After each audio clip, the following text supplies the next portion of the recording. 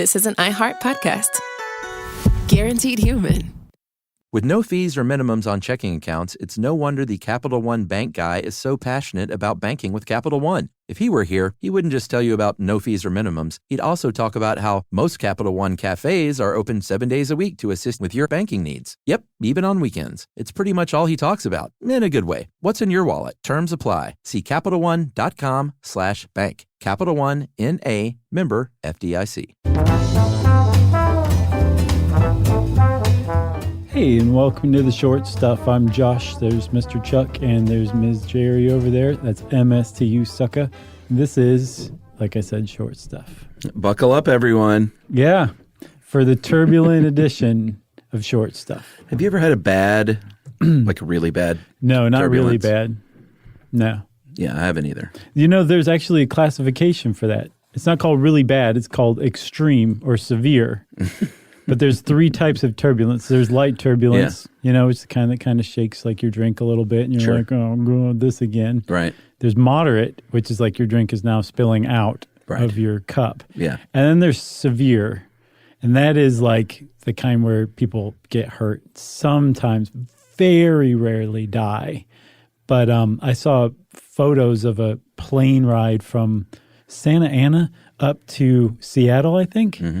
And it was like a Delta flight, and the drink cart was on its side. Yeah. And like they had been serving drinks, and the plane just hit turbulence, took a 200-foot nosedive, and apparently one of the flight attendants and the drink cart were on the ceiling and then just came down.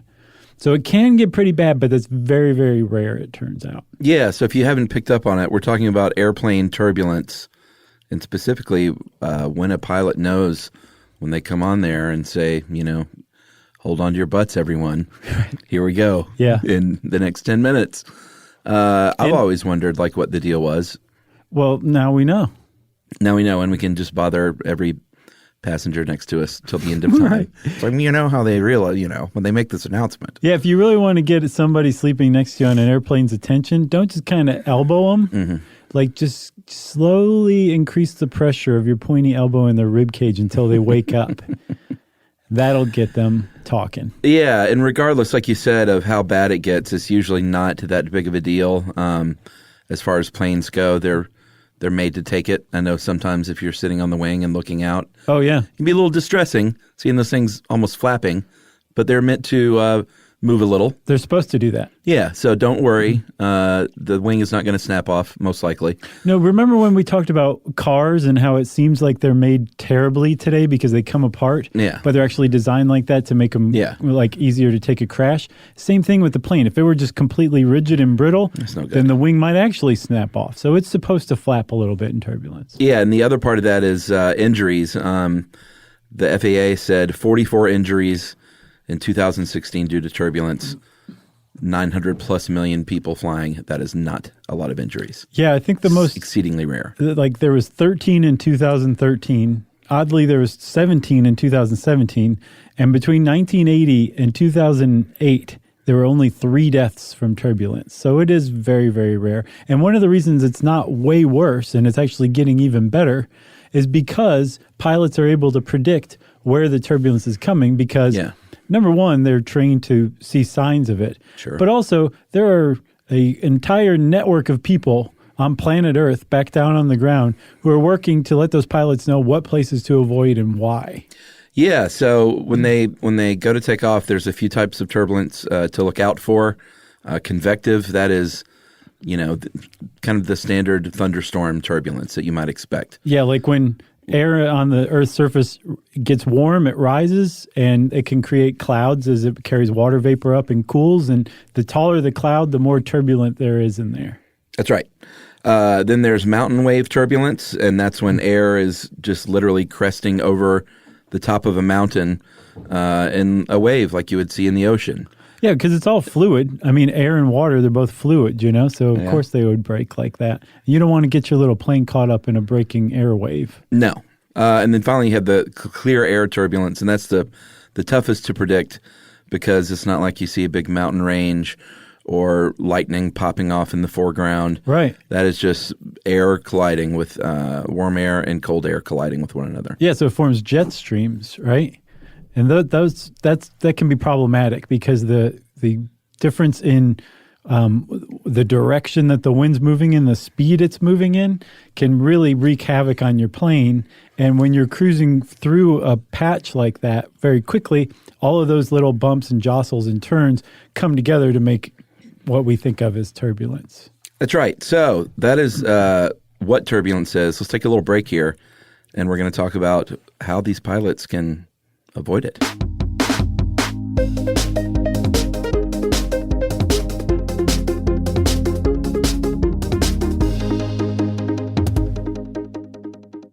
All cat parents understand the feeling of being ignored by your cat and often asking yourself, does my cat even love me? And there is only one solution to solve that, Sheba. Feed your cat Sheba and go from feeling ignored to truly adored in 12 days guaranteed or your money back. Sheba has a menu of products, appetizers, entrees, treats, and even a kittens menu. So Sheba has a product for even the pickiest eater, like the Sheba Puree, which is made with bone broth. It's a protein-rich, lickable treat with chef-inspired flavors. It has a smooth and creamy texture that cats love. Plus, it supports a strong bond between pet parents and their cats with a hand-fed cat treat. It also contains no corn, wheat, soy, or artificial flavors. So instead of feeling ignored, you're suddenly the center of their world. It's basically a fast pass to favorite human status. Next time you're wondering if your cat loves you, grab Sheba Puree or explore their entire range of textures and flavors at your local retailer. To learn more, check out Sheba.com. Spectrum Business keeps businesses of all sizes connected seamlessly with fast, reliable internet, advanced Wi-Fi, phone, TV, and mobile services. That's right. And Spectrum Business offers 100% U.S.-based customer support 24/7 to help you stay up and running. And they offer tailored connectivity solutions with packages built for your business budget. Yeah, so it's no wonder millions of business owners rely on Spectrum Business to keep them connected. Visit spectrum.com/business to learn more. Restrictions apply. Services not available in all areas. If you want to know, then you're in luck. Just listen up to Josh and Chuck. Stuff you should know. So before they even take off, they have started avoiding turbulence. When they get their flight plan together, they don't just say, we're flying from Atlanta to L.A., so let's just take a left turn after takeoff and fly west until we get to L.A. Maybe even take a nap. Yeah, it's a very, it's very planned out. And although they can't predict every bit of turbulence, they can certainly say, well, we know there's a mountain range here and there is a thunderstorm going on here, so we're going to set our flight plan accordingly. Right, exactly. So they start off on the right foot. Yeah, they also have like little handy weather maps too, because storms can develop even after you've already taken off that weren't predicted, and they can also line up too. So you might have to choose what storm you actually have to go through. Yeah, if you have to. Right. And so they have weather instrumentation that makes it real simple to choose. Like a storm up ahead that's yellow says, if you have a green alternative, choose the green one. Ones that are red, it says you're going to have to course correct. It sounds like Doppler. Basically. Yeah. And when you course correct, you basically have to get in touch with air traffic control and say, hey, I know we weren't planning on going up an extra 10,000 feet, but I need to fly over this turbulence for a little while. And they'll say, do it. And you fly up. Yeah. And you go over the turbulence. You say, can I come back down now? And they're like, we've been waiting for you to ask, buddy. Come on back down. And you go back down to your original flight plan. Or you may not. Or they may say, you know what, since you went this far out of the way to avoid this thing, why don't you just take this course instead? Right. And you have a new flight plan after that. Exactly. You got to be nimble up there. You got to be quick. When you have your hands on the sticks. Right. Isn't that what they call them? Yeah. Sticks? I think so. I'll bet they do call them sticks. Can't you see pilots calling them that? They're Sure. like, ladies and gentlemen, I got my hands on the sticks. I've never heard that. You haven't? Not from a pilot to a passenger. Oh, okay. I think that doesn't leave the cockpit, I got you. What happens in the cockpit? That's cockpit talk. So the mountain turbulence, that is pretty easy to predict because mountains are there. Sure. And if a pilot has have flown past the Rockies or the Andes or any big mountain range, they probably already know what to expect there and have routed their plane in such a way where they're not going to get the worst of it. They can also tell by the clouds that are there. Sure. There's some called lenticular clouds, which are lens-shaped, but I think it actually kind of traces the contour of a wave. But in cloud form, you can be like, well, I'm going to stay out of there because there's breaking waves of wind right there. Yeah. So, yeah, there's things they can do visually. The problem is the clear air turbulence. I mean, they don't call it clear air for The nothing. silent killer. Exactly. And I mean, it really is like, it can be really, really rough, not just because it comes out of nowhere, but because the differences in speed between one spot and another are so pronounced that it can really jar and jostle you. Yeah, for those, the thing, and this is kind of cool, the thing they count on the most is talking to other pilots. There's a lot of planes up there. Right. And chances are, if you're flying anywhere in the United States, there's another plane on more or less your route just a few minutes ahead of you. Right. And so they're always in touch with one another. It's not even, they share information. It's not like a Delta pilot won't be like, hey, the Southwest guy's behind us, but don't tell him what's up. Right, exactly. This is going to knock their socks off. So they're always warning each other about what to expect, how bad it is, whether or not you need to really alter your route or maybe just park it at a certain altitude. Right. And so when they get this info, they'll say, ladies and gentlemen, please put your seatbelts on, get out of the bathroom, flight attendants, put them carts up, I think is how they put it. That's in pilot lingo. And that's usually when somebody gets up. It's like, oh, I really need to go. That's the moment I'm like, oh, I have to go to the bathroom so bad. Yeah. Yeah.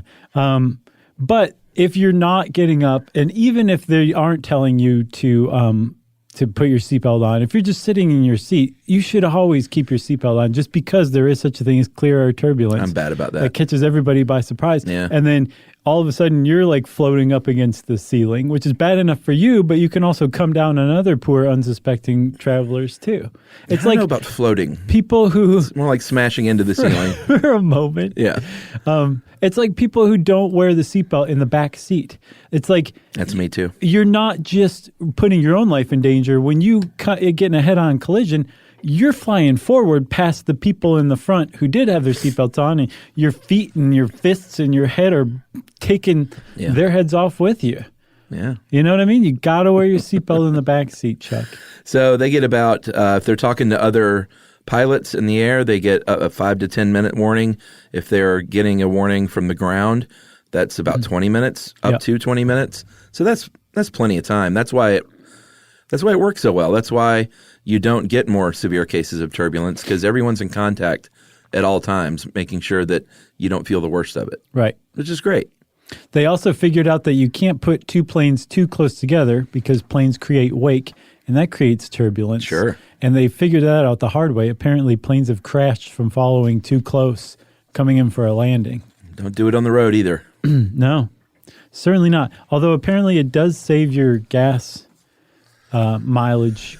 Oh, drafting? Yeah, behind like a semi or something. Yeah, I mean, that's why they do it in NASCAR. Right. But it's not safe. No, it's not. Don't do it. You're no NASCAR driver. No. Unless you are a NASCAR driver listening to this, in That's which true. case... Draft away. You're doing what you're doing. Well, thanks for joining us on Short Stuff. We love you.